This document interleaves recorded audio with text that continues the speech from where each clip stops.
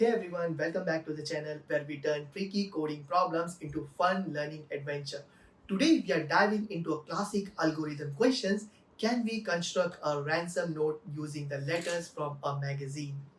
If you have ever had to piece together something with limited resources, whether it's word, parts or even time, this one will feel relatable.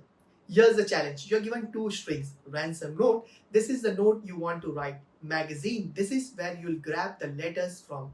Your task, check if you can construct the ransom note using only the letters in the magazine. And here's the kicker. Each letter in magazine can be used once. Let's look at a couple of examples. Input ransom note equal to AA and magazine equal to AB. The output is false because there aren't enough S in the A's in the magazine. Input ransom note equal to AA and magazine equal to AAB. The output is true because the magazine has all the letters we need. So how do we solve this efficiently? Let's break it down. Here's the plan. We are going to count how many times each letter appears in the magazine. We'll check if the ransom note can be built from those count. If any letter in the ransom note needs more than the magazine can provide, we return false. Otherwise, it's true. This is a great chance to use a dictionary for tracking counts. Why? Because dictionary can make looking up and updating values super fast. Let's write some code. We'll write this in C#. We are defining the ransom note as AA. This is the string we need to construct. Yes, AAB is the set of letters we have available to use. We are going to call CanConstruct method, which contains the logic for determining if the ransom note can be built from the magazine letters. The letter is stored in the result variable. This line prints the output to the console. In this case, the output will be true because the magazine has enough letter to build the ransom note. Now let's dive into the CanConstruct method. This is where the magic happens. What it does, this method takes in two strings, ransom note and magazine, and returns a boolean true or false, indicating if the ransom note can be built. Step 1. Counting letters in the magazine.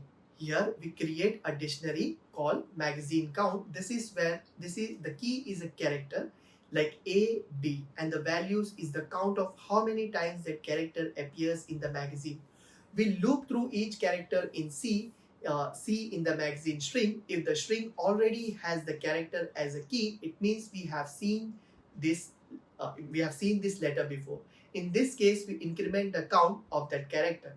If the character isn't already in the dictionary, we add it with the initial count of 1. For example, for magazine AAB, after this loop, magazine count will look like this. Step 2. Checking the ransom note against the magazine. Now, we loop through each character C in the ransom note string. First, we check if the character is missing from the dictionary, or if the count for that character is 0. It means we have run out of that letter in the magazine. In either case, we'll return false immediately because we can't build the ransom notes. If the character exists and has the non-zero count, we decrement the count. This reflects using up to one instance of that letter. For ransom note equal to AAB and magazine count equal to A equal to 2. A is equal to 2 count and B 1. First A found, decrement count to A1, B1. Second A found, decrement count to A0, B1. If we finish the loop without returning false, it means the ransom note can be constructed. Step 3. Returning the result. If we finish looping through the ransom note without running out of letters, we return true. This means the ransom note can successfully be constructed from the magazine.